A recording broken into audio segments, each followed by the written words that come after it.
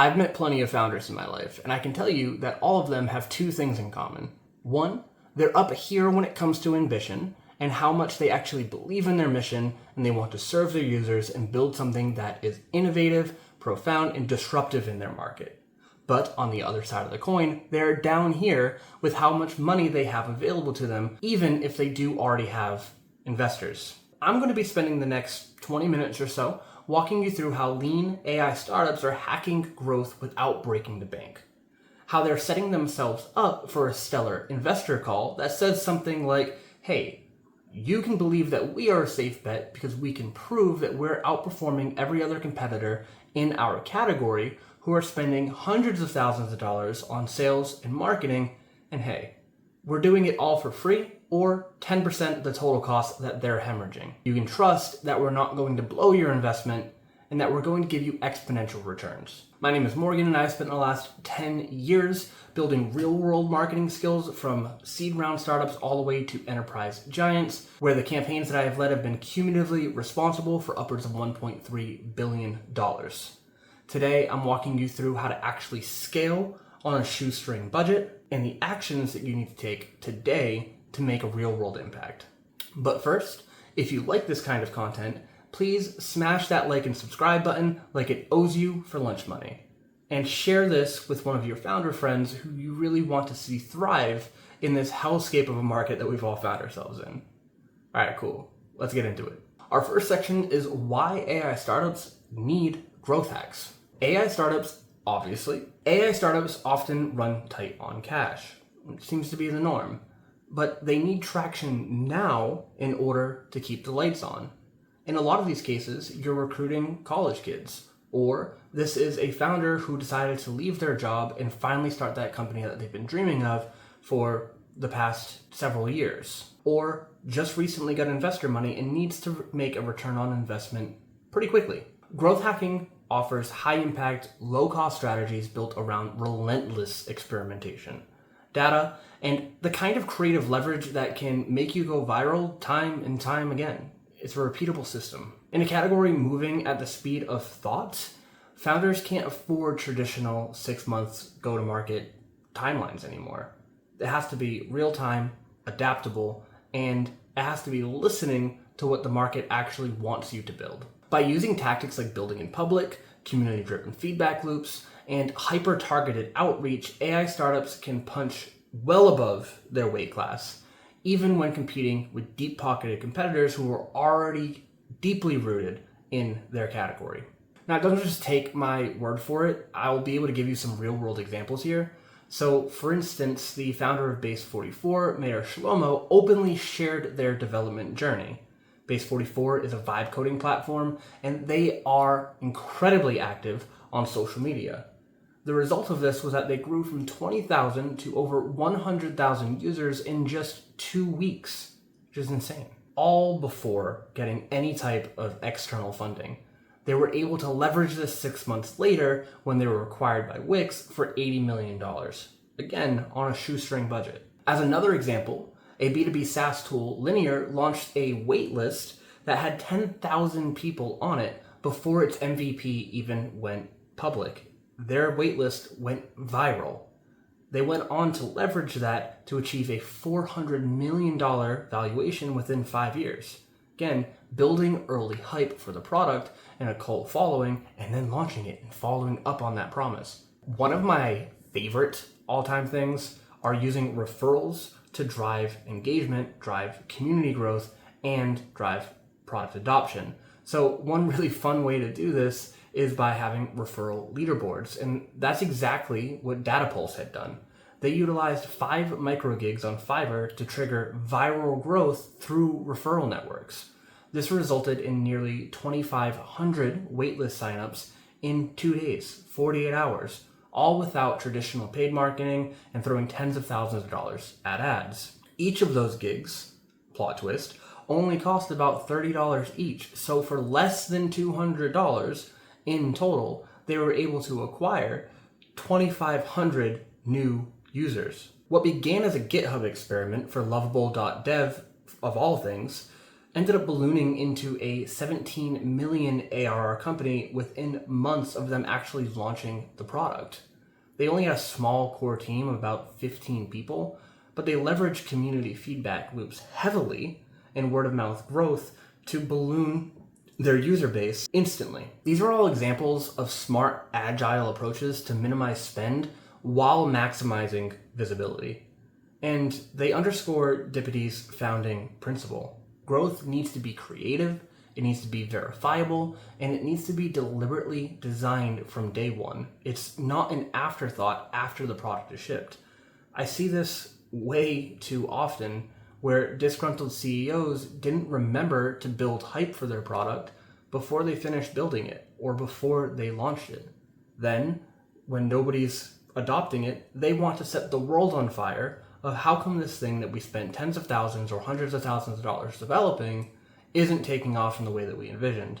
Well, you didn't tell anybody about it. Our second section here is all about building and selling in public. And I want you to erase the notion that being a stealth company is beneficial for your company in 2025. If you stay in stealth, you're dying. There is nothing so important that you're trying to build in stealth that nobody else can know about that justifies not letting the world get excited with you. In this AI ecosystem, secrecy does not build trust, it builds doubt. Transparency builds trust. When you build in public, it means documenting and sharing your process as you go, even if it's messy.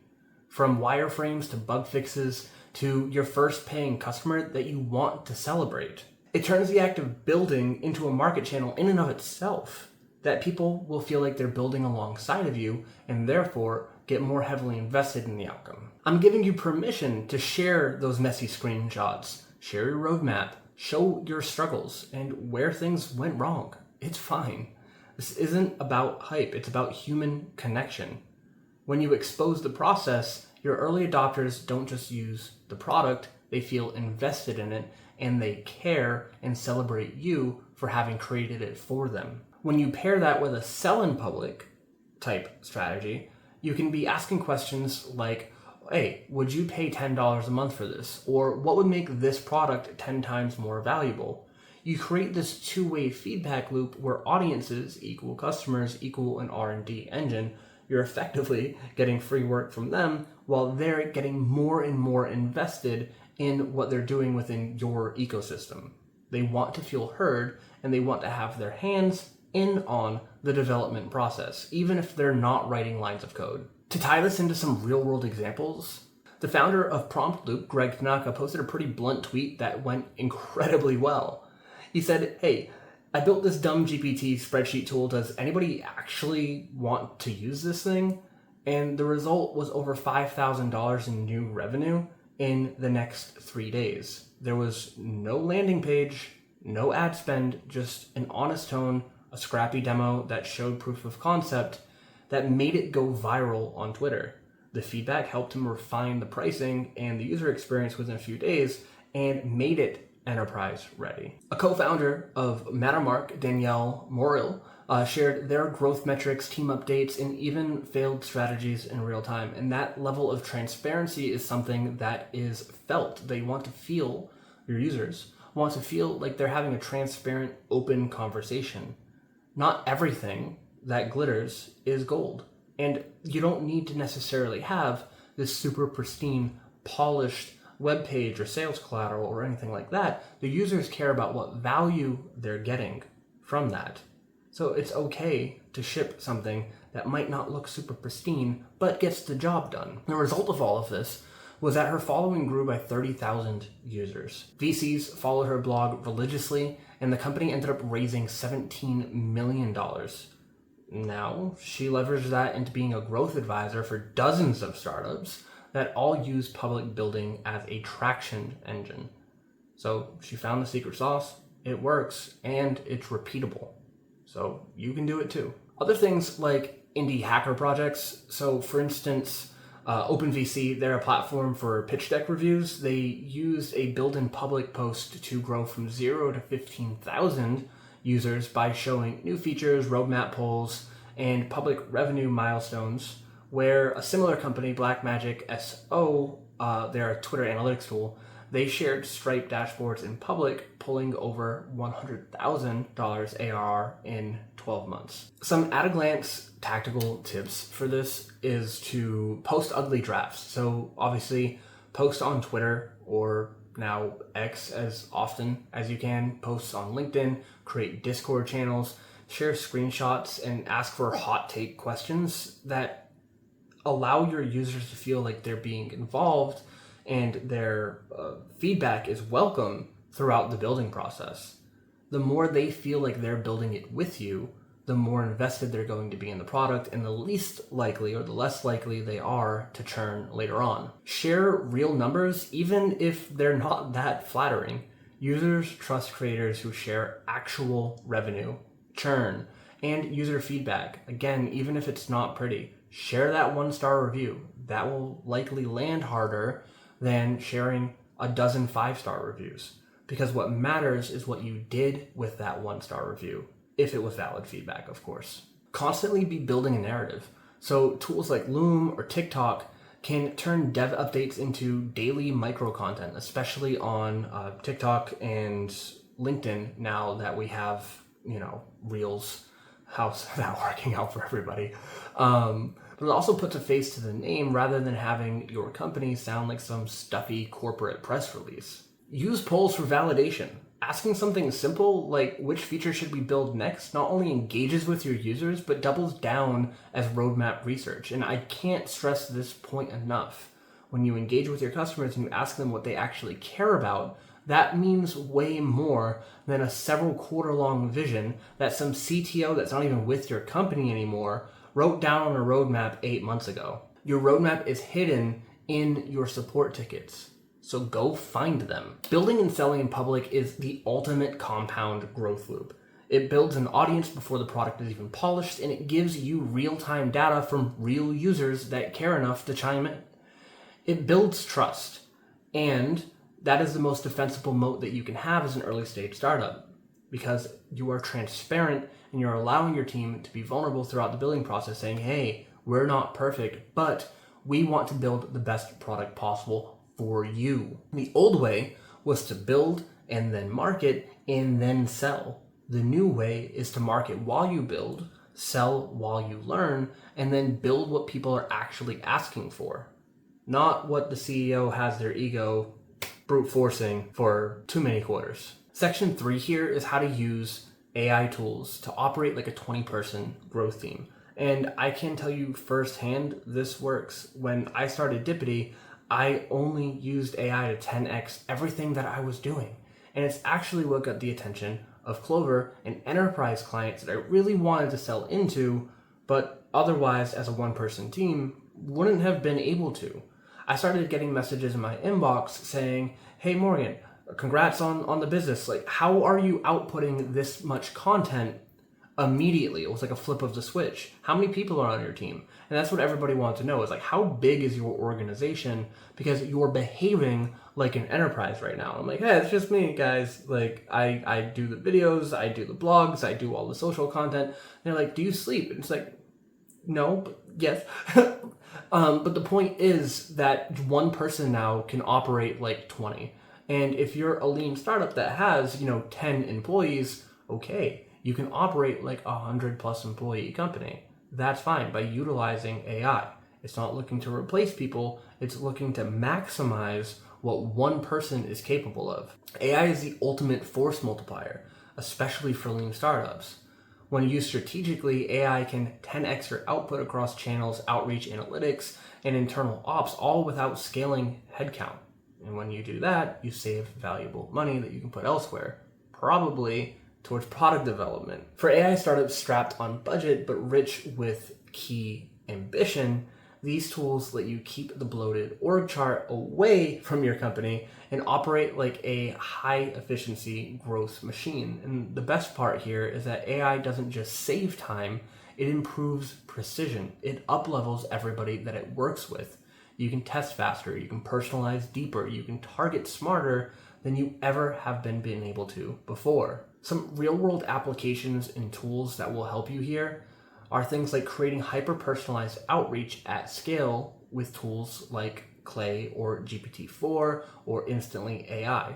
Startups are generating outbound sequences that reference ICP-specific pain points, vertical challenges, and even LinkedIn activity. You can take care of predictive lead scoring and attrition with tools like MadKudu and Meagle.ai to analyze historical CRM data, web interactions, and firmographics to score lead quality and suggest next best actions. Utilize AI content stacks like Jasper, Claude, ChatGPT, and Surf for SEO to create lean content teams that can draft, optimize, rewrite multiple blogs in a single day, guided by top search engine result page analysis. Finally, we have the days of real-time funnel analysis. No more waiting for a dashboard to have to refresh every 3 hours, 24 hours, whatever antiquated system you probably were using a few years ago. That doesn't exist anymore. So use things like Windsor.ai or HockeyStack to create AI attribution layers that let you visualize what touch points actually convert and move the needle for you. This helps kill underperforming campaigns and double down where ROI is actually proven. So focus on more of that, of what's working, and then that gives you more leeway to experiment on the things that aren't working without it being mission critical. AI tools overall just aren't productivity boosters, they're leverage amplifiers. And when you use them correctly, they let lean teams outperform fully staffed growth departments. You don't need 10 SDRs anymore. You need one founder, you need a virtual assistant, and the right AI agents to get the job done. Your startup doesn't just use AI anymore, it sort of runs on it. Section 4 is all about how to test, learn, iterate, and overcome any challenge that your startup is facing today. Growth hacking isn't just a one-time play, it is an ongoing system. The startups that scale fastest are the ones that treat every part of the funnel like it's a test lab. Treat yourself like a scientist in this process. Whether it's your pricing, your positioning, your UX copy, the goal isn't really to guess here, it's to run micro experiments and gather real data so you can make educated decisions faster than your competitors. This is what separates founders who hope for an outcome against those who know what outcome they're working towards and how to achieve it. Start simple. So do things like run A/B tests on your landing page headlines, your CTA buttons, subject lines, onboarding flows. Monitor the metrics that actually matter, not vanity metrics. So look at things like your customer acquisition cost, your customer lifetime value, of course, conversion rates, retention, and churn. Master those 4 and then worry about everything else. Small tweaks compound at this stage aggressively. Especially when done weekly and you find something that works, you should stick with that at least 80% of the time.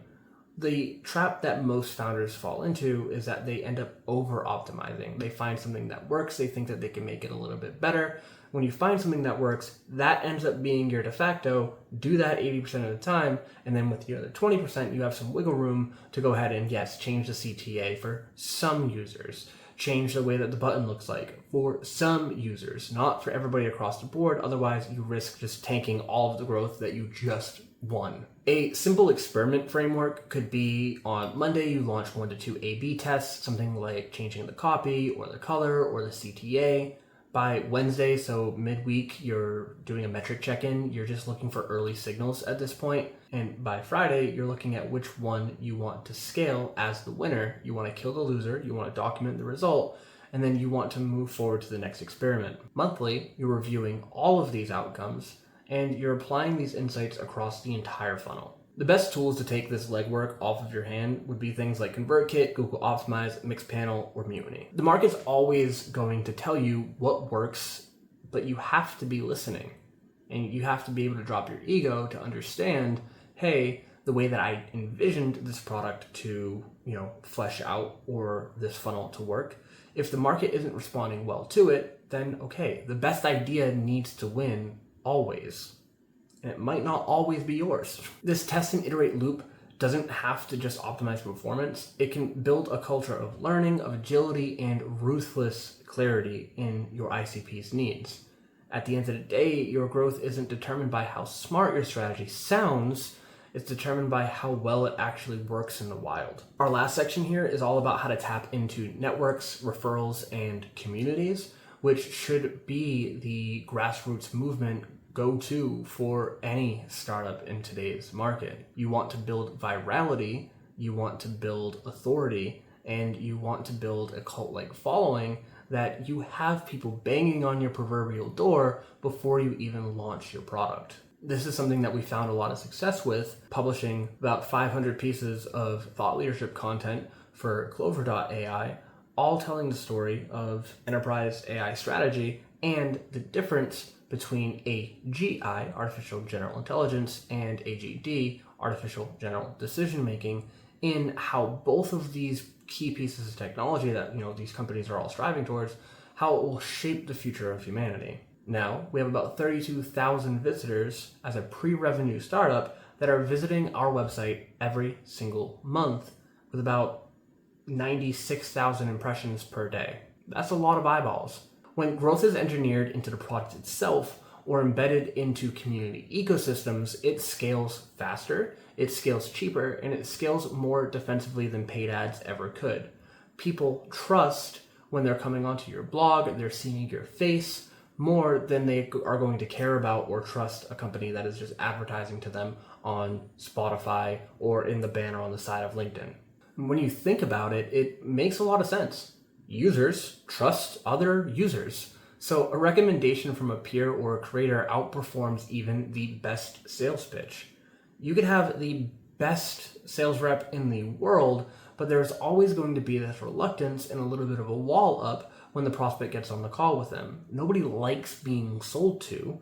They want to feel like they're making the active choice to go with your company. And that's why AI startups with baked-in referral loops, value-sharing mechanics, and strategic partnerships outgrow those relying solely on cold outreach. It's important to remember here that you're not just trying to go viral once, you're trying to build a viral architecture so that can be repeatable within every single launch. To tie this into some real-world tactics and campaigns that have been incredibly successful and storied, we would be looking at something like Dropbox style viral loops, so built-in value sharing.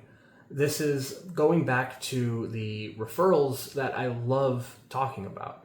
So Dropbox famously grew by nearly 4,000%, 3,900% to be exact, in just 15 months using one pretty simple tactic.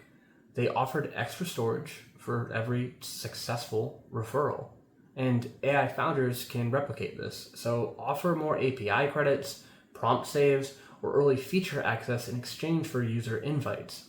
Even having something like a public leaderboard with a kick-ass prize can drive users in droves. And we do this with one of the products that we're building at Clover, launching in like a week, where we allow users, paid users, to invite their teammates, and those teammates automatically get signed up for the free version. And what this does is it balloons our user adoption since everybody gets their piece of the pie. Notion, for instance, had a community-led go-to-market. Notion grew into a $10 billion company largely through ambassadors, templates, community education, not ads. They built evangelists. So the tactic to copy here is to empower creators to build on top of your tool with templates, AI workflows, or guides. Promote the creators that are talking about your product, not just promoting yourself. They will promote you for you. It's all about building community. Another great example is Beehive's Creator Affiliate Network. So they rapidly scaled by offering generous revenue share opportunities for creators, especially those with AI newsletter audiences that they knew that they themselves wanted to sell to. So within 12 months, they had over 50,000 newsletters created in their network. Many of these were driven by trusted micro-influencers in the B2B tech space and in Twitter circles. Another way to fast-track trust for AI startups specifically is by growing through co-hosted webinars or fireside chats, having joint newsletters, or having bundle drops with other aligned tools. So, for instance, Jasper and Typefully had a successful campaign like this. So it's the idea of borrowing an adjacent product's audience to accelerate your own credibility and reach without spending a dime on ads. I think the key takeaway here is that you don't need to buy reach anymore. You need to earn network effects. And when your users become a distribution channel, your growth costs plummet and your brand credibility skyrockets, especially in an age where almost everything worth a damn is going viral. In early stage AI startups, every single dollar that you have counts, and it probably should go to development more than it goes to something like sales or marketing. And I say that as a marketing agency owner. The amount of times that I've wanted to pull my hair out as an enterprise PMM going, why are we hiring more sales reps for a product that is broken and our development team are, months late on their roadmap or, suffocating in bugs? Why don't we go get more developers? It's been insane. Focus on them. Build a better product. Users will come. You want to build systems where your users grow with your product and with you. It's not just about viral growth. It's about compounding trust at scale. And again, building evangelists, building lifetime users who wouldn't dare leave you because they've seen your growth and you've been transparent the whole way. These are all of the growth hacks that I've used in early stage startups that have shoestring $0 budgets to do nearly anything at all. If this was helpful for you, again, please like, subscribe, ring that bell. It will help me tremendously. So thank you. There will be some blogs in the description as well. Again, we have hundreds of free articles on dippity.digital, my agency. So feel free to scour over those. There's tons of opportunity for some self-education there. And feel free to, I'm going to point over here again. I like this. It's my favorite part. I like that I can put something on the screen. That's cool. Go watch this video and go press my pretty face over there and the subscribe button. Okay. All right. Adios. I'm gonna leave now. Bye.